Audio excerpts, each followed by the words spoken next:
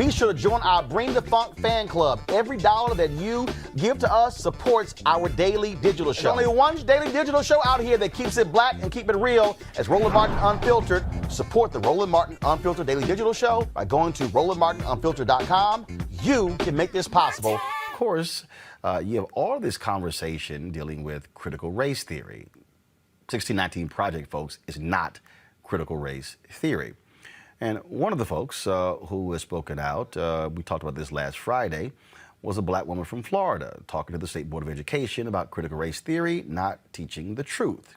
Keisha King is political consultant and co-chair of Moms for Liberty, and she joins us right now. Keisha, glad to have you in Roland Martin Unfiltered. First and foremost, what exactly is critical race theory, and is it where was it being taught in Florida schools? So critical race theory is the idea that America, the foundation of America is, racism is ingrained into the foundation and it cannot be removed. And so the outworkings of that today and in classrooms is that, this is a very simple way to say it, but white heterosexual men, able-bodied, are deemed the oppressors, and everyone else is deemed oppressed. And you can't get away from that. It is what it is because of the idea that racism is ingrained into the fabric of America, that you can't repent from it, you can't move forward from it, and it's there to stay. Actually, what you just said is not true. So this is what the folks at Ed Week have laid out. Critical race theory is an academic concept that is more than 40 years old. The core idea is that racism is a social construct. Is that true or false? Is racism a social construct? I do believe that, yes, racism is a social. All right. And it says that it is not merely the product of individual bias or prejudice, but also something embedded in legal systems and policies. Do you believe that racism is embedded in legal systems and policies in the United States? I do not. Do you believe that racism is embedded in housing policies in the United States? No, because people run these systems. And so we would have to say that racism is embedded into people if we are going to say it's embedded into these systems. Well, abstract. They are actually run by human beings. But if the individuals are actually running the system and then it's being implemented, then it's still in the system. So, for instance, when you talk about housing in your state of Florida, there have been stories where African Americans, there was one woman who was married to a white gentleman where an appraiser came out to their home and gave them a far less value on their home when they removed all of everything in their house that identified as black, then a second appraiser came out, there was a higher valuation on their home. Is that racism? I'm not sure, but I mean, I certainly know that racism exists. But hold on, you're not sure. You're not sure that if an appraiser comes out and gives a lower home appraisal, and after meeting the black woman, the black wife, but then when they brought a second appraiser out, the black wife was nowhere to be found. They removed all pictures of her in the home.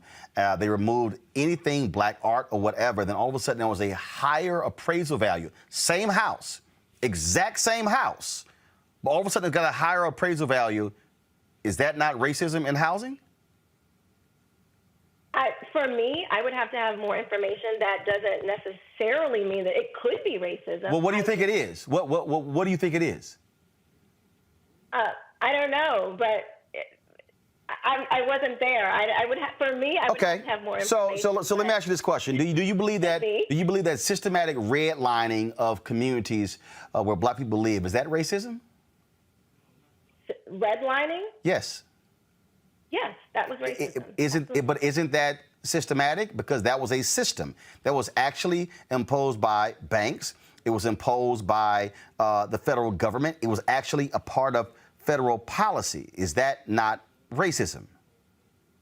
That was the law at a point in time. However, today, in 2021, where we have many more diverse people that run these corporations, we have much more of a diverse. My bottom line is America has progressed We are not the same country that we were. Of course not. But we're centuries ago. But so that doesn't mean that when we see disparities, it automatically is an implication of racism. So let me ask you this question.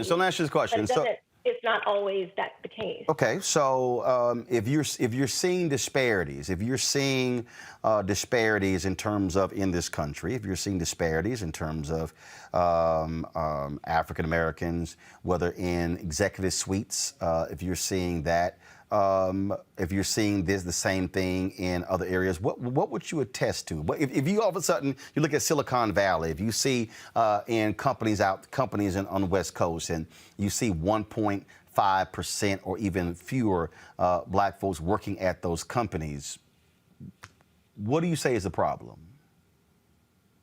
I would say that we should encourage our community to get more involved with STEM, math, science. But we don't need to be teaching that we're permanently in a state of oppression. But Keisha, we need to be teaching math. But Keisha, do you even know that 60% or more of the jobs in Silicon Valley have nothing to do with STEM? Regardless, I mean, they're not. No. Doesn't necessarily mean that they're all white either, because a lot of these people are from India.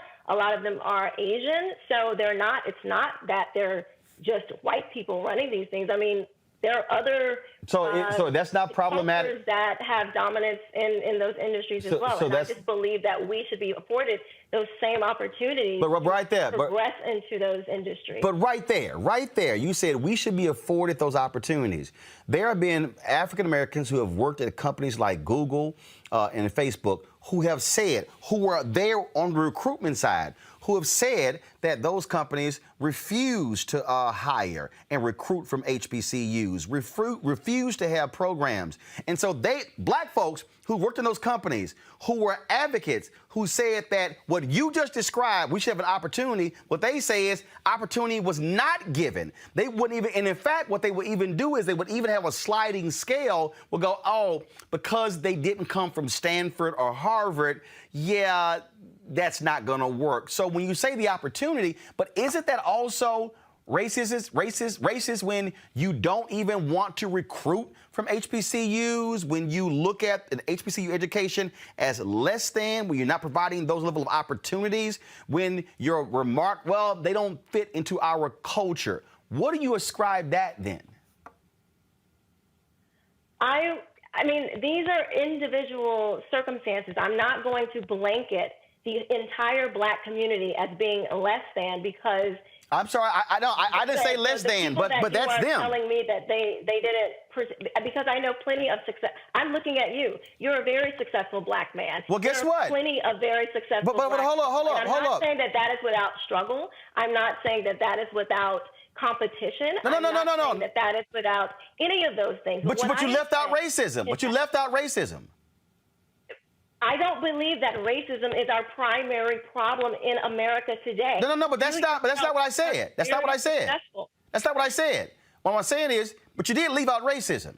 See, because what you don't know is that when I was an intern at the TV station in Bryan College Station, Texas, when a weekend sports anchor job came open at KBTX, the sports director, the assistant sports director, the 5 p.m. producer, the 6 p.m. producer, the 10 p.m. producer, they were like, yo, Roland's the best one for the job. The white male news director made it clear he was not going to hire a black male. His dear friend, investigative reporter Alice Brown, took me on a walk and said, he's not going to hire you. Now, did that somehow stop me? No, but here's what I will say.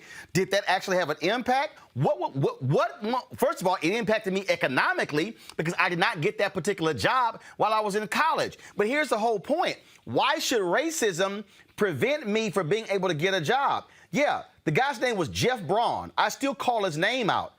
And it was undeniable. I'm talking about, like, it wasn't even close in terms of who was best. And so that was an example that I personally experienced in terms of racism in my career as a student at Texas A&M. And what I'm saying to you is that exists. I have been in media since I was 13 years old. Racism exists in media. I have seen editors choose not to hire folks based upon race. So to act like it doesn't exist, when you look at the numbers, it's undeniable in media when white men dominate the C-suite and very few of us are able to get through the ladder. It's real, but to you say those are individuals. Mr. Martin, one of the very first things I said was that racism exists. So I never said that racism does not exist. No, but you said not in system. As long as we're on this side of heaven, there will always be racism. There will always be murder. There will always be horrible, awful things. And what I am saying is that we are the most successful black people, Black Americans are the most successful black people in the entire world. And so what I am saying is that it is insulting for us to be in the most successful country in the world, the most progressive people in the world, for people to tell us that we are in a perpetual state of oppression is an insult.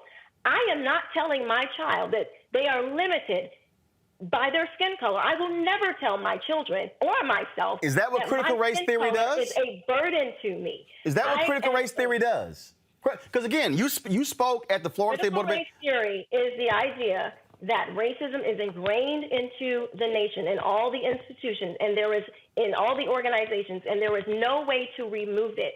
And how it's outworking in today and in the classrooms is that white people are deemed the oppressor, which means that they just have this superiority. I'm sorry. Where is that?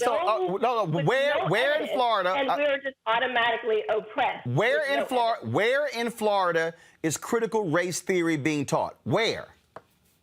In my daughter's school, which I heard her teacher teaching. They don't have a critical race theory book. So hold on. One second.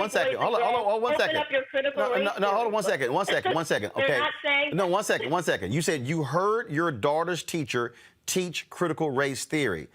Critical race theory is not being taught critical race theory is being taught on the college level. So what are you associating as critical race theory? Because, for instance, there are a lot of people like, Senator Tom Cotton and others. They think the 1619 Project is critical race theory. It's not. Do you believe the 1619 Project is critical race theory? If you are teaching that racism is ingrained into the system of America, that is the basis of critical race theory. No, it's not. No, you're wrong. If you read Derek Bell, if you read Kimberly Crenshaw with the intersectionality, if you study what they write, that is what they are teaching. Hold on. Idea from critical theory, from legal theory. This is not new. This started in Germany. It's a legal theory. Yes, it is a theory. We teach evolution theory. Theories are taught in school. No. But this particular legal theory is not being taught in the curriculum in Florida. Where? Mr. Martin, I heard a recording from my daughter's classroom where her teacher was teaching the theories of critical race theory. I heard this for myself. Her first week in school, she was asked what pronoun she wants to be identified as. She never. That's not critical race theory. Hold on 1 second. That is what I never said that was critical race theory. But the idea that was being presented to her is what made my alarm go off. And so I started to tell her about some different things because I've been studying this for over a year now. I'm not new. This is not a new concept to me. And because I understood how it starts to come into conversations and things like that, I knew what to look out for. And she on her own recorded this conversation because I've been teaching my children of what to look out for. And so, yes, it is not an official curriculum, but it is being weaved into official curriculum, which is exactly what I heard her language arts teacher teach on that day. And in Duval County, in Jacksonville, we had a segregated assembly that was put on by a diversity, equity, and inclusion consultant where she was going to segregate the black children from the white children. Why? I am sorry. Hold on, wait. Hold I up. don't care why. Hold on, wait. Why? No, what was it? No, I'm asking. No, I'm asking. Wait, no, 1 second. 1 second. 1 second. 1 second. Keisha, 1 second. You said a diversity consultant was doing this. I'm asking the question, why? What was she trying to teach? What's the why? When someone is segregating people by, what about the biracial children? Where do they go? I'm asking. No. You're not answering my question. You're not answering my question. You're not answering my question. Why? What was the exercise? What was the exercise? They never said why she did it. They said this is what's being done. No. Did you ask why? There is no reason. No. Did you ask why? There is no reason to segregate people by race. So hold on 1 second. Have they ever? We are not even. I'm 20% European. You probably have whites in your family. First of all, white folks in slavery slept with a whole bunch of slaves, so we already know how that goes. But I'm still trying to get back to, because again, you're not answering the question, because I still would like to know. Okay, when they did this assembly, what was the basis? What was it? Did you ask? There was no explanation. Emails went unanswered. No. Did you ask? Explanation. When parents, black, white, and others, heard about the segregation of their children by color, that was a problem, regardless of the reason. Did you ask? Now, can you answer my question? Did you ask? A good reason to segregate kids by color. Okay, Keisha, if there was an assembly and they separated boys and girls, would you be objecting? No, it depends on. Wait, hold up. So you're objecting, and you didn't ask why. You're objecting if there was an assembly separated by race, but you have no questions if it was gender. Why? Because there are distinct differences between girls and boys. Well, wait a minute. Hold up. Are there distinct differences? And a white boy. What is the distinction between a black girl and a white girl? What is the distinction between a biracial girl and another biracial girl? I'm still trying to understand. I'm still trying to. Have you ever heard of the distinct differences? Our brains are even made up differently. Unless you think you agree with some of these. It's interesting. People are intrinsically different, are lower, are somehow different than other people. I cannot understand how you could think that there would be any good reason to segregate people by race. I find it interesting that you would not.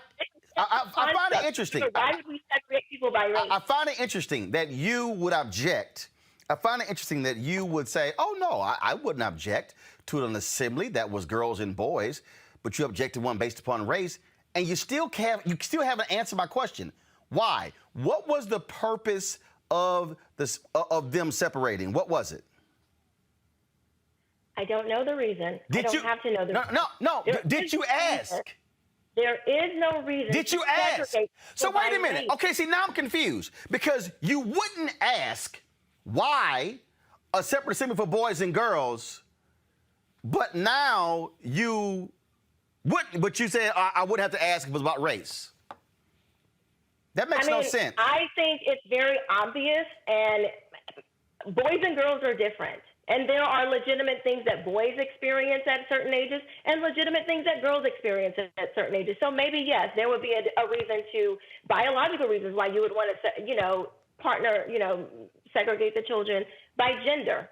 That makes sense. But to segregate people by race, what is the difference other than more or less melanin? There's no intellectual difference. There is no, what is the difference between black children, white children, Asian children, Hispanic children, and all different types of people? What's the difference that skin color has to do with your ability to learn, with your ability to reason, with your ability to do anything in society? What would be a good reason to separate people by the color of their skin. Well, this is what we did back in the 1800s. I don't think we want to go back there. I certainly don't.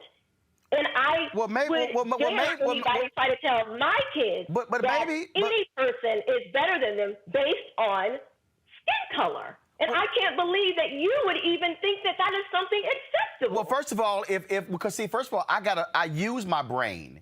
And what I do is my first response is oh my God, this is no. I would then go, the first I would say is, why? What's the basis behind it? Now, are you speaking about what was taking place at Douglas Anderson? Is that the school? Correct, at Douglas Anderson. So this took place at their School of Arts, and so what the school stated is that there were cultural issues that have arisen at the particular school, and the email states that one meeting will be for students of color, and the other will be for white students. It also reads about working together. We can all create the best DA. And so what they laid out in here was that this is, quote, over the last year, there's been tons of attention that has been drawn to the racial divide and tension at Douglas Anderson, and there were efforts made to try and pull things together, mend wounds, and improve relationships. But when I saw the memo, I couldn't believe it was like we took a step back. This is from LaToya Gunn. Now, her daughter has said that she's heard other students, white students, use the N-word. And so if they were trying to sit here and so are there racial tensions at the school? Have you talked to other black parents and white parents? Yeah, I talked to many black parents. My daughter went to the junior high that would be before she goes to. Are there racial tensions there? I've never heard of any racial tensions before this particular incident. And even still, even if there were hold on. I'm asking. Why would you segregate the children by race? Well, actually, it doesn't, Keisha. So, Keisha, because let me Mr. Roland, allow me as somebody who has dealt with some of these similar issues. It's very similar when in the workplace, where in an environment where a certain group, women, Latinos, African Americans, others, who might feel as if there are fundamental problems going on. You may have a group of black employees that meet with leadership, who meet with the boss. That actually happens. We did that when I was at CNN, where these things happen. In fact, Fox News, in June of last year, a group of black employees actually came together and held a meeting with the executive leadership of Fox News to complain about racism and other issues at Fox News. There was a discrimination suit that was actually filed by black employees at Fox News. So what you're actually describing, those meetings actually do happen, because what it does is it allows for leadership to actually hear from an aggrieved group to understand what is going on. So what you're saying is you didn't hear of any racism, but according to stories that are done, other black parents have talked about racial tension at this particular school.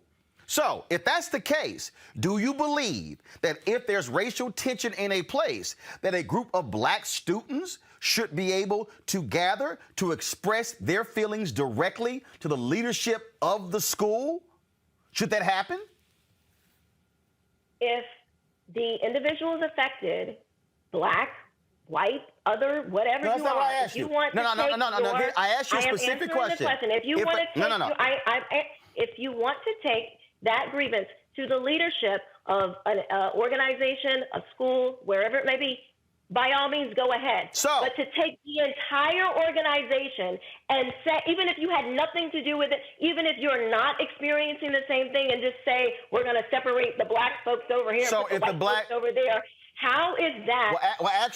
Actually, first of all, racial tension. Well, first of all, according to the school memo, it was white students and people of color. So people of color includes more than black people. But I'm gonna go back to ask you the other question: if there was an issue where girls at this school had a fundamental issue, would you have a problem if the girls met separately from the boys? I would say it again. If those girls, the specific girls who had a problem. I don't think you should round up every girl just because some girls but had a problem. But that's totally different what you said earlier. Some girls are not experiencing. That's exactly what I said. You should take the individuals that it was affecting and let them go to leadership. Take the individual girls, boys, whoever. Let them go to leadership. Why are we rounding up everybody as if we all think the same and we don't have any type of autonomy or self? Well, hold on. Earlier you said you have no problem with a separate girls' assembly, separate boys' assembly. You said out your own mouth, oh, there are differences. Mr. Martin, these are two totally different questions that No. You literally said. You objected. Did I think that girls and boys should be segregated at any point in time? And I said, okay, I can see where girls and boys could be separated. If you're talking, you may want to talk about getting your cycle. Boys don't experience that. Or, boys going through different things that they go through biologically. I can understand a grouping of So you can that happens to every girl. So you can understand that, but you can't understand a group of white students, a group of people of color, and talking about the issues they may be facing. And here's the deal: if you're Black or Latino and you go to the meetings of people of color, you can stand up and actually say, "Hey, I've had no issues, no problems here at the school. It's been great and wonderful." What's the problem? I'm just saying that why do you have to drag everybody in? If it's a specific issue to those people who experience that issue, why can't we let them sort it out? Why are we trying to make this like that every person who identifies within that group or maybe associated within that group, that they automatically have the same issue? Because probably if you've had such a widespread issue, you cast a wide net. Wait. But then again, you still had no problem with the group meeting. I'm still going to go back to this here because this is still very interesting. You talk about critical race theory and what we're seeing across this country. We're seeing folks just lump everything in together. Any conversation, so anything dealing with race. And that to me is what the folly is. The reality is in Florida schools, just like in Texas and Oklahoma and Arkansas, critical race theory was not being taught. It was not in the curriculum. It was not there. And so since I'm going to use your example, Let me just use your example of, well, if this group has a problem, then take it up with them. So if you had a problem with one teacher saying something to your child, why pass a statewide ban on critical race theory when it didn't even exist? Why? If it's only your child or a couple of others, I'm using your setup. Why do a mass ban if there's only a handful of examples? Why? This is not being taught to just a few individuals. It's not being taught at all. How do you know that, Mr. Martin? Critical race theory is not in the curriculum in Florida. Like I said, there is no book that they have. It's not enough. Okay, so how many teachers are teaching it in Florida? Two. Okay, so for instance, how many teachers in Florida are teaching critical race theory off the books? How many? I'm not sure. Okay, but stop. You're not sure. So you went before the State Board of Education and supported a statewide ban on something that you could not quantify. Yes, because anytime you try to segregate people by their race and say that's one school. One group of people Keisha, that's one school. No, Keisha. So Keisha, wait a minute. Hold up. Let's stay right there. Clearly, so talking about it. So wait a minute. You're now contradicting yourself. No, I am you not. are. You just said if a group of people have a problem at a school, the administrators should only take it up with those people and not do a full assembly, right? That's what you said, right? What I said was, if there is a specific issue, you were specifically talking about the Douglas Anderson case where there was a specific issue. I was speaking to that. As far as critical race theory, which is a separate issue, what I'm but saying it's not being is taught. this is being widely, yes, it and is. I asked you how widely? How widely? Myself. How widely? I don't know. Hold up, wait. Hold up. In my daughter's school. Hold up, 1%. Hold up. You gave me one teacher. You gave me one teacher. So is it 5%? Are 5% of all teachers in Florida doing this? Do you know? Is it 10%? So if I was to say, okay, well, there's only 2% of racist people in the United States Congress, are you going to be like, oh, well, we don't have to worry about that because it's only 2%? No. I'm using your example. I don't want racist teachings anywhere in American classrooms. Here's the problem. You contradicted yourself. You supported a statewide ban on something that's not even being taught because your child recorded one teacher. You can't even answer. You literally cannot even answer how widespread is it. You said, I don't know. So your deal is, I don't, you sound like... You're okay with some racism teachings. As long as it's not widespread. No, here's the deal, Keisha. Okay. I'm going to use your example. Since you had a problem with one teacher, Keisha should have gone, oh, she hung up, y'all. See what happens? This is what happens, y'all. When did she hang up or did our system go out? She hung up. See, this is what happened, y'all, when you're busted. Okay, I got another guest coming up, but pull up my panel and tell my next guest to hold on, because I'm going to go to them. This is what happens when you're busted. This is what happens when you contradict your own argument. If Keisha had a problem with a teacher saying something in the classroom, she should have gone to the principal and then the school board. She supported the passage of a bill across the entire state because of two incidents. And then, Teresa, she couldn't answer, how widespread is this? How widespread is it? I don't know. She sounds like Republicans saying, yeah, we're going to pass new voting laws. We ain't got proof, but what the hell? We're just going to pass it.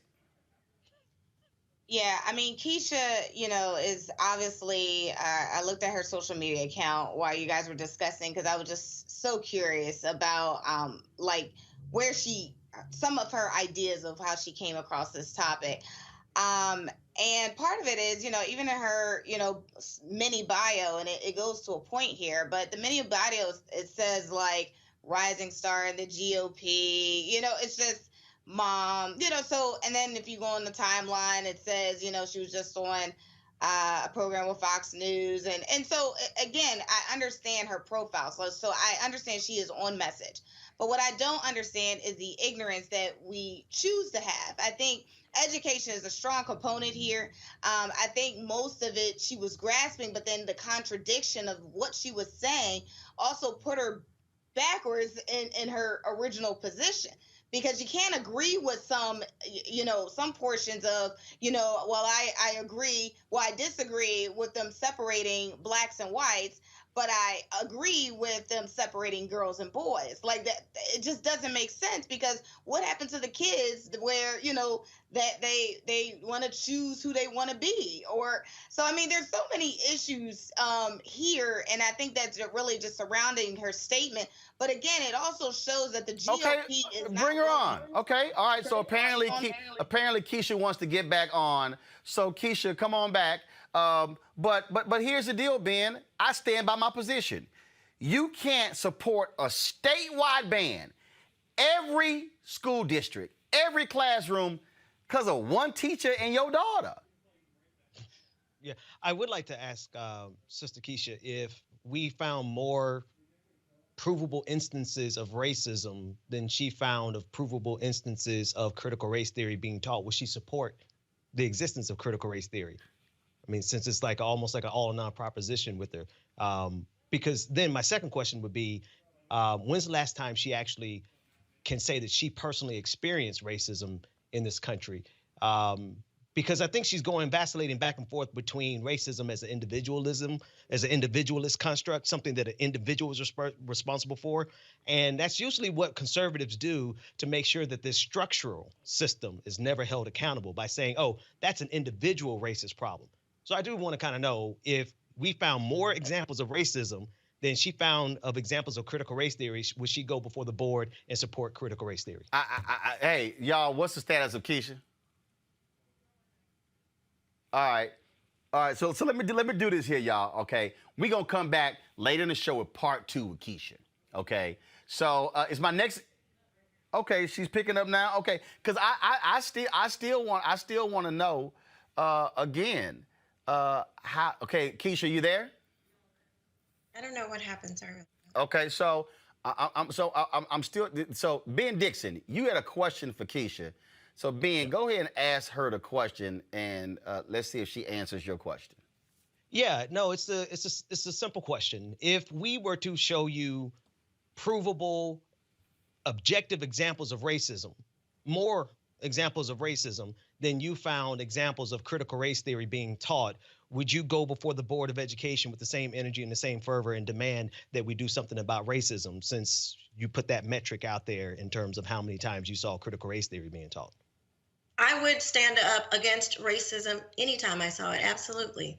I'm not for racism, and I know that it exists. That's not what I'm saying. So yes, I would stand up against racism. That's what I'm doing now. So you see more of a problem in the racism of your perceived racism of the 1619 Project, critical race theory, than any. No, not 1619 Project, not 1619 Project. But the conflation of the two. Right. No, but so again, because it's not the same. I still just want to know, what is the percentage of, again, these examples you're using? How many are we talking about? 5, 20, 100, 2,000, 5,000, 10,000? This thing that you're describing that your daughter experienced, how rampant is it in Florida? If it is any at all, I have a problem. So anybody is trying to tell children that they are in a perpetual state of oppression by a racial group, I don't care what the color is, that is racism. So Keisha, should the state, Keisha, if there are 5 examples, Keisha, if there are 5 examples in the whole state, instead of the principal or the school board handling that, your answer is ban it across the state. Even though I don't know. That would just like saying, well, there was only one hanging, so why do we need to ban hanging people, hanging black? Okay, but see now, that makes no sense. That literally makes no sense. Okay. Because again though, I'm using your language. I'm using your language. You said that if there were a group of students or a group of people on a job who had an issue, that group of people should go to the superiors at that school to deal with it, you said, and not have a block-wide assembly. And what I'm saying to you is, if there are a group of parents who are objecting to a group of teachers, why not deal with those teachers and that principal, as opposed to say to the State Board of Education, oh, we're just going to ban this thing across the state that actually doesn't even exist in the state? You do not see how you literally are contradicting yourself? Okay. Well, if you don't believe that it exists, and if you really don't think that it is a problem, at this point, I'm not sure. No. See, here's the deal. I'm going to use a legal standard. In order for Roland to show, if I want to do a class action lawsuit, I have to show that there are multiple people who have been harmed. I have to actually show, I got to have evidence. I got to have data to say, oh, this isn't one case of Roland being harmed. No, here are multiple examples of African Americans who have been denied. What I'm saying to you is, you can't even provide that to me. You can't even tell me that 5,000 teachers or 7,000 teachers or 100 teachers. All you have is one teacher recorded with your daughter, and you stood up at a state board of education meeting and supported a statewide ban based upon one instance of your daughter. And I'm using your example. Why didn't you, versus have the state ban it, why didn't you go to the principal and the school district and say, I have a problem, let's deal with it here, as opposed to say, oh, let's do it. Because guess what? There are a bunch of schools and teachers who don't do what you do. So now you passed a law that impacts them, and they have nothing going wrong. Do you not see the contradiction? If they're not teaching it, then they don't have to worry about but it. You already said they're not teaching critical race theory in the district. You said they're teaching it unofficially. That's right. And there's many. And how many? How many teachers are unofficial? Keisha, answer my question. How many teachers? If teachers are teaching Keisha, answer my question, Keisha. How many teachers? I don't know that answer. Keisha. I don't know because you're admitting.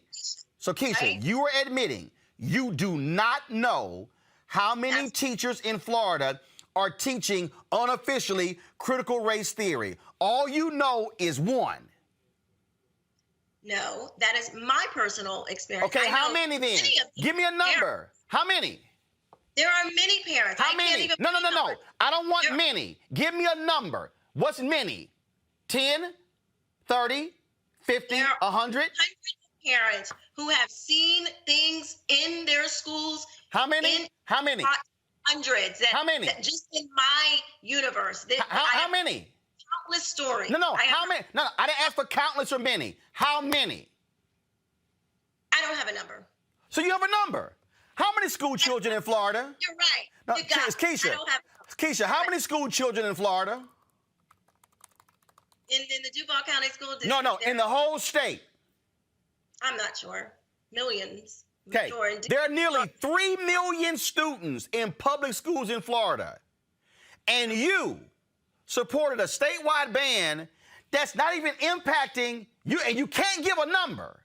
But you said that you object to an assembly being people of color and whites, and you said that if you have a problem, they should meet with only the affected people. Do you not see the contradiction in your own statement?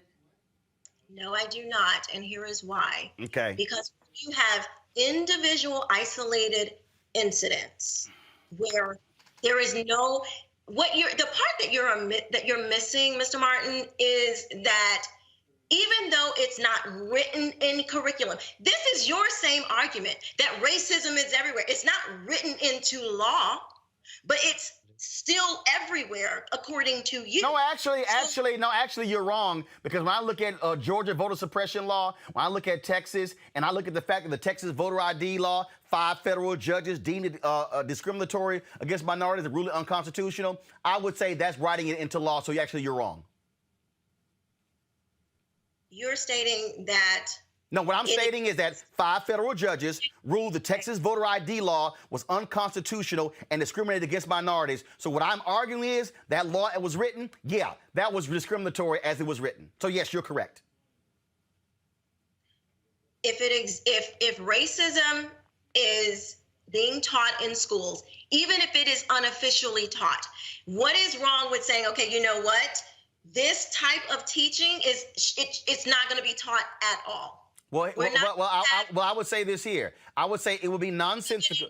I would say if there was one teacher who was at a school district who was teaching something that was racist, I would say deal with that teacher and not say, oh, we're going to say all teachers across the state. Here's the bottom, Keisha. You don't have the data. You can't even give a number, and you can't.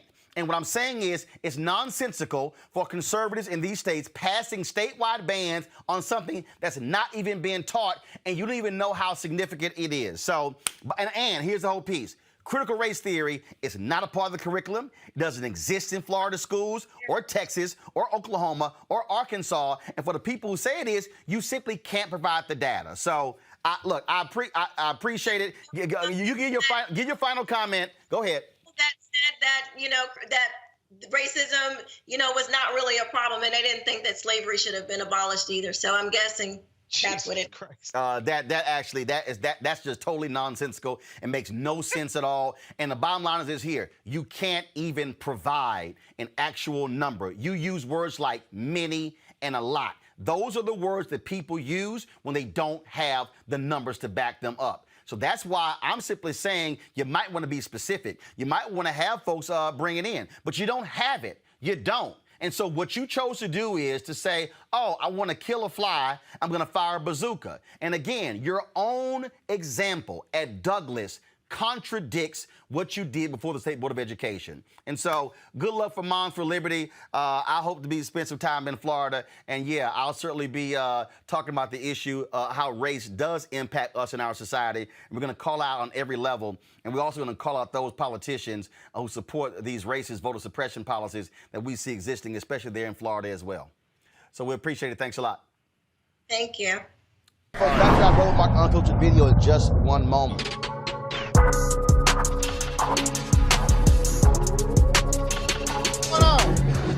Everything and nothing at the same time. You looking great. Thank you. What is it about all these black folks in Essence that's just so different and special? And they what? What's so special about and unique with all the black folks, the black love here at Essence? That is what? That is what? That is all black love. That's what's significant and different about it. It's pure. And then, of course, you got all the sisters. I'm sorry? Then, of course, you got all the sisters as well. Big time. And brothers. Oh, yeah.